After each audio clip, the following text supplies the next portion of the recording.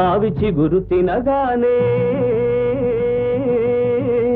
కోవిల పలికేనా మావి చిగురు తినగానే కోవిల పలికేనా కోవిల గొంతు వినగానే మావి చిగురు తొడిగేనా కోవిల గొంతు వినగానే మావి చిగురు తొడిగేనా ఏమో